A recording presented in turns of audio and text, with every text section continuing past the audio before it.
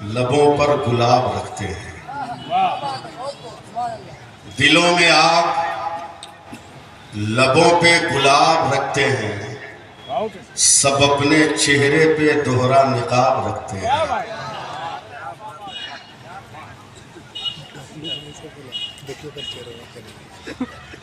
हमें चिराग समझकर बुझा न पाओगे, हमें चिराग समझकर बुझा न पाओगे, हम अपने घर में कई आफताब रखते हैं, हम अपने घर में कई आफताब रखते हैं। और जो हक बात है, पहले मैं उसे, मेरा दिल जिसको जरूरी कह रहा है वो लफ्ज में पहले अदा कर दूं कि ये कतरा हो के भी दरिया से जंग करता है। क्या बात है, मेरा इशारा देखिए, ये कतरा हो के भी दरिया से जंग करता है, इसे बचाना समंदर की जिम्मेदारी है, और दुआ करो कि सलामत रहे ये बलियाबी, ये एक चिराग कई आंधियों पे भारी है।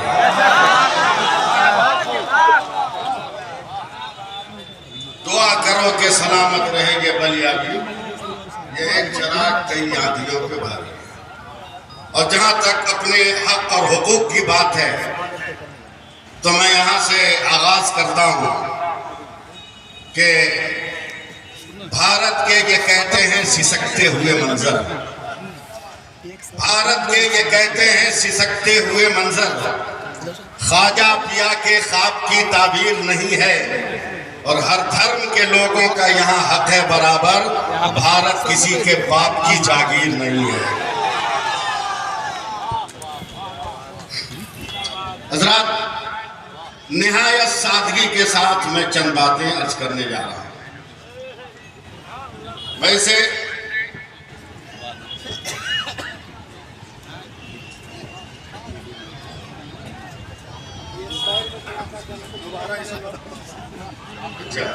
जमीयतुल कुरैश के हुक्मरान का शुक्रगुजार हूँ, और इतना ना चढ़ाइए कि मुझे अपने इंतकाल का एहसास हो जाए।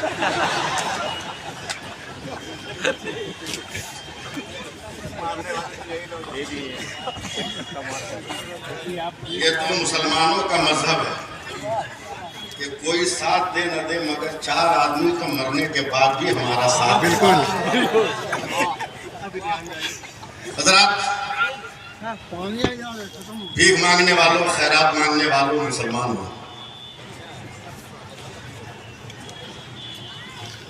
और वो भी 4 व्हीलर और 2 व्हीलर से जाकर भीख मांगने वालों, गरीब बेटियों की जमीन बेचवाने वाले, मुर्दा दिल इंसान है, और कुकुर भोज खाने वाले मुसलमान।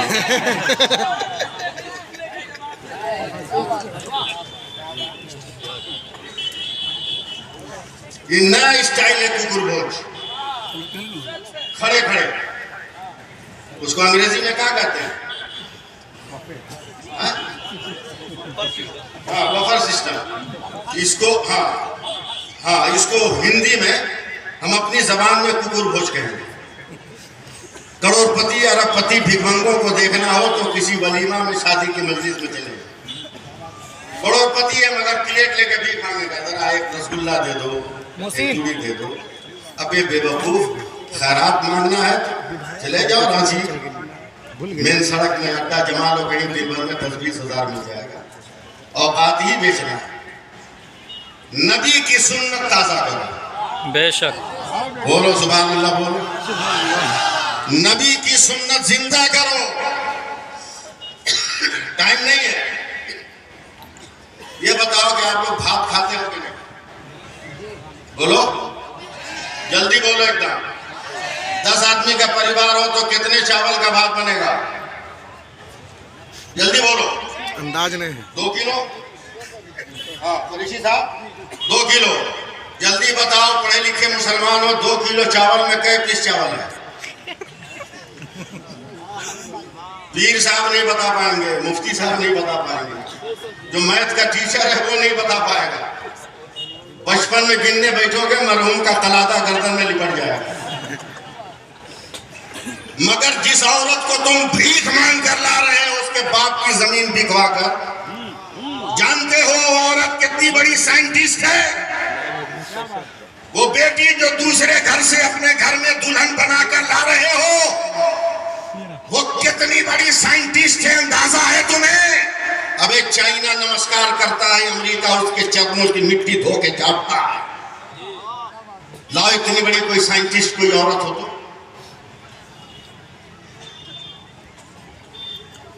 जिसको तुम जहेज मांग के ला रहे हो, वो 2 किलो चावल जिसको मर्द गिन न सका, इस 2 किलो चावल को बनाने के लिए जब वो औरत बैठती है, पानी गर्म हुआ, चावल डाल दिया, थोड़ी देर के बाद जब उबाल आया उसमें, औरत ने चम्मच लिया, हिला के 1 चमचा भात उठाया, उसमें से 1 दबाकर देखा, जब चावल दब गया तो कहती है सब हो गया। बाप रे बाप, इतनी बड़ी साइंटिस्ट कि जिन चावलों को ये मर्द गिन न सका, उन चावलों में से 1 को दबाकर औरत ने सबको ओके कर दिया। आखिर क्या मामला है? तो वो औरत कहती है मौलाना मेरा कमाल नहीं है, खुदा ने चावल में ये फितरत दिया है कि जब 1 होगा तो सब हो गया होगा। तो हम भी तो मुसलमान हैं, अगर मेरा पेशवा नमाज पढ़ रहा है तो आवाम को भी मस्जिदों में नमाज के लिए जाना चाहिए।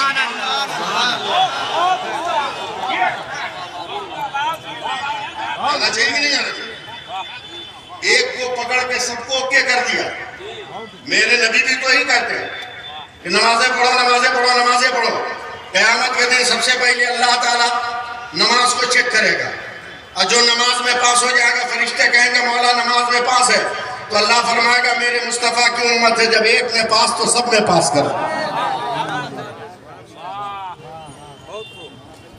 मगर हम लोगों ने तो जैसे अपने वोट को ख्वाजा बाबा का तबर्रुक बना दिया। 5 रुपये का LIC दाना पूरे मोहल्ले में बांटा, उसी तरह अपने वोट को भी पूरे मोहल्ले में बांट दिया। अबे मुत्तहिद हो जाओ, अपने घर में खटिया इधर उधर करते रहो, मगर जब कौमी निशान लेकर मैदान में निकलो तो अंसारी, पठान और चोला दुनिया ना कहा जाए, हमें नबी का गुलाम कहा जाए।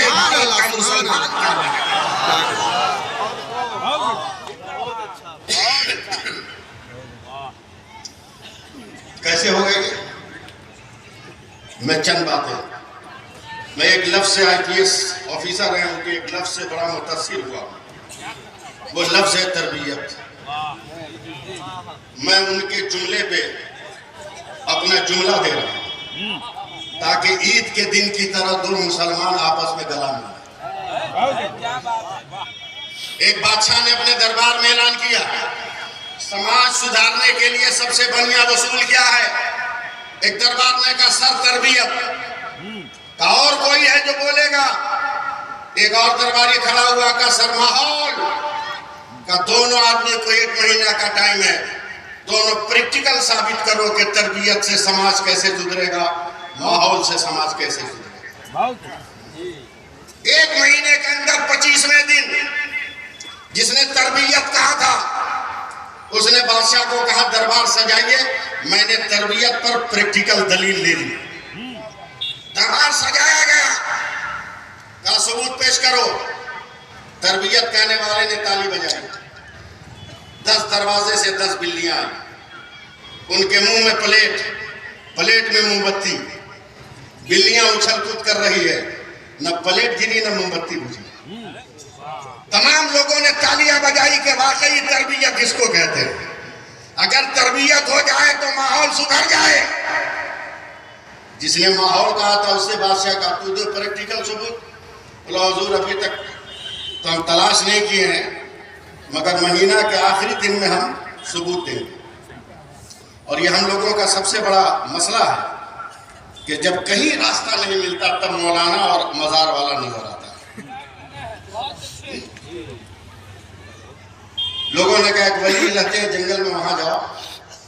वहां गया तो वली ने कहा क्या बात है? कहा ऐसी सी बात है। कहा ठीक है, 30वें दिन दरबार सजवाना बादशाह से, कहा के मैं माहौल पे दलील लेके आऊंगा। दरबार सज गया। अल्लाह के वली का पता ही नहीं।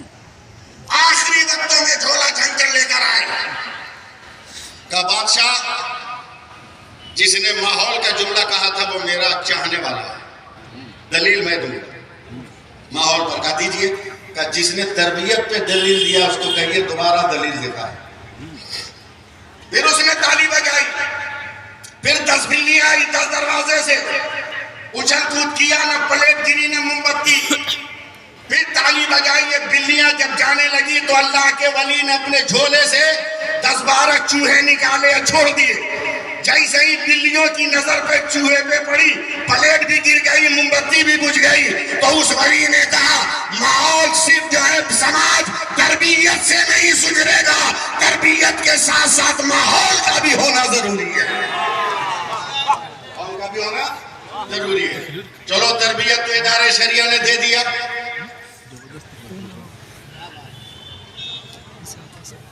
कि जायज नहीं मानना।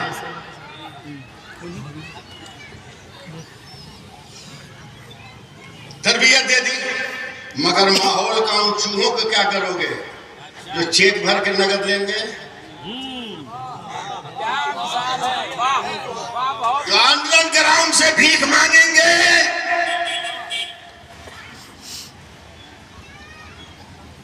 उनका क्या करोगे?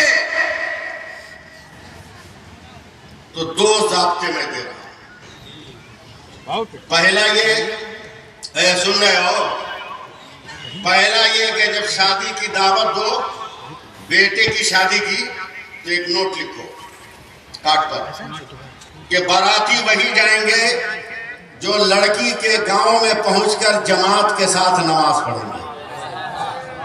बेशक 75% जो बाराती ऐसे ही खत्म हो गए। पटाखा छोड़ने वाला भी नहीं जाएगा, कमर हिलाने वाला भी नहीं जाएगा। है? अच्छा खासा मर्द था, 18 बरस था, समझे। मोबाइल ने ऐसा नशा चढ़ाया कि सड़क पर जब बारात में डीजे के सामने आया तो ये मर्द मौका बन गया, कमर हिलाने लगा, अपनी औकात दिखाने लगा। औरतें भी मेरी तकरीर सुन रही है, मैं एकदम बहुत दर्द के साथ एक जुमला कह रहा हूं। मेरे गरीब नवाज ने खुश होकर अपनी अम्मी से कहा अम्मा आज बहुत खुश हूं, 1000 काफिरों को मैंने मुसलमान कर दिया। तो मेरे गरीब नवाज की अम्मी जान ने कहा बेटा इसमें तुम खुश हुए हो, तेरा कमाल तो मेरा कमाल है। कहा आपका कमाल कैसे? तबलीग मैंने किया, दीन मैंने फैलाया, कलमा मैंने पढ़ाया, कमाल आपका कैसा? औरतें सुने तो मेरे गरीब नवाज की अम्मा जान ने कहा बेटा जब तू बच्चा था तू दूध पीने के लिए रोता था तो मैं पिलाती नहीं थी, पहले वजू करती थी फिर तुमको अपने कलेजे से लगाकर दूध पिलाती थी, और जितनी देर दूध पीता था उतनी देर में अपने नबी पे दरूद पढ़ती थी। और जब तू मुंह हटा लेता तो मैं दुआ करती अल्लाह मेरा बेटा मेरे दूध का जितना कतरा पिया है हर कतरे के बदले में इसका दर्जा बुलंद कर। अगर माँ इस सलीके से बच्चों को दूध पिलाने लगे तो मस्जिद अक्सा के लिए मुजाहिदों को खोजना नहीं होगा, हर घर से खालिद इब्न वलीद निकलता नजर आएगा। आखिरी बात, आखिरी बात वो है मस्जिद कमेटी के सदर सेक्रेटरी, इमाम को बल्ली का बकरा मत बनाओ। बहुत अच्छे, बहुत अच्छे, बहुत अच्छे। इमाम को बल्ली का बकरा मत बनाओ। जुमा से पहले हर मस्जिद की कमेटी का सदर सेक्रेटरी माइक पकड़े मस्जिद का, बहुत बढ़िया, और ये सदर सेक्रेटरी ऐलान करे कि आज से जिस शादी में गाना बजेगा, ढोल बजेगा, पटाखा छूटेगा, डीजे बजेगा, हमारा इमाम उस शादी का निकाह नहीं पढ़ाएगा। अगर आप ऐलान कर दो तो कोई माई का लाली मौलवियों को टॉर्चर करने वाला नहीं मिलेगा।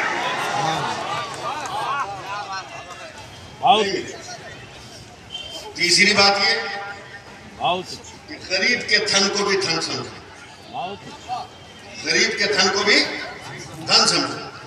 चौक चौराहे पर 20 रुपये का चाट खाते हो और जब तक चम्मच साथ देता है चमचा से उठाते हो, और चमचा फेल कर गया तो लकड़ी निकाल के पत्ता को चाट जाते हो। 20 रुपये का तेरा चाट था तो इतनी मोहब्बत है पत्ता चाटे। जिसके यहाँ दावत में गए हो 10-10 बूटियां दस्तरखान पे छोड़ के भागाते हो, बड़े बड़े आलू के टुकड़े छोड़ के भागाते हो, आधी प्लेट बिरयानी छोड़कर भागाते हो। उन खानों दानों की बद्दुआ है कि आज हमारे समाज में कोई तरक्की पसंद इंसान पैदा नहीं हो रहा।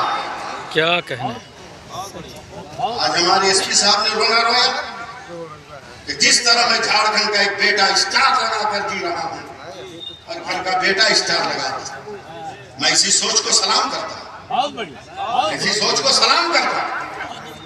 अगर आज कानूनों में हम होते, आज अगर कोर्ट और कचहरी में हम होते तो हमारा दशा ये थोड़ी होती। एक हफ्ता पहले 4 कूद गए, समझिएगा, 4 कूद गए पार्लियामेंट में, चप गया। एहतजाज करने वाले 14 एमपी को मुअत्तल कर दिया गया। लेकिन अगर इन 4 में एक भी मुसलमान होता तो अब तक कितने पासपोर्ट दूसरे मुल्क के निकल गए होते, कितने आतंकी संगठनों के टेलीफोन नंबर आ गए होते। ये दोहरी चाल बंद कर, ये भारत तेरे बाप का नहीं है। अगर गांधी का लहू बहा है तो मौलाना आजाद का भी लहू बहा है। क्या कहने,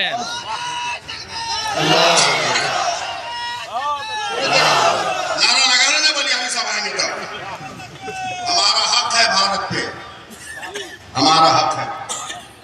जब भारत आजाद हो गया तो इंटरनेशनल मीडिया ने गांधी जी से पूछा कि बधाई हो सर आपको, चंद वर्षों में इतने बड़े भारत को आपने आजाद कर लिया। तो गांधी जी ने सीना ठोक कर कहा था, चल हट, बहुत दिन हो गए। अगर करबला के 72 मिल गए होते तो एक दिन में भारत को आजाद करा दिया। क्यों कहा था गांधी जी ने ये जुमला? बहुत अच्छा, इसलिए कि गांधी पढ़ा लिखा मनुष्य का नाम है। बहुत बढ़िया, आईपीएस ऑफिसर साहब, एसपी साहब हमारे, आप भी जानते हो, सब जानते हैं। फिजिक्स पढ़ाने वाले साइंसदानों से पूछो, साइंस पढ़ाने वाले टीचरों से पूछिए आप कि भारत की पोजीशन क्या है, वेदर पोजीशन क्या है, बहुत सनलाइट पोजीशन क्या है। तो दुनिया के साइंटिस्ट कहते हैं अगर बांग्लादेश में सूरज 35 डिग्री पे तुलू होता है तो 71 डिग्री गुरूब होता है। पाकिस्तान में अगर 30 डिग्री पे तुलू होता है तो 64-65 पे गुरूब होता है। अफगानिस्तान में 45 पे तुलू होता है तो 88 पे गुरूब होता है। मगर वही साइंटिस्ट जब भारत के नक्शे पर उंगली रखता है तो वह कहता है मौलाना भारत का सूरज 66 डिग्री पे तुलू होता है और 92 डिग्री पर गुरूब होता है। तो मैं कहता हूँ दुकान बंद कर, अब 66 हर्फे अल्लाह का आदत है और 92 हर्फे मोहम्मद का आदत है। हमारे भारत का सूरज सुबह को ला इलाहा इल्लल्लाह कहता है और शाम को मोहम्मद रसूलुल्लाह।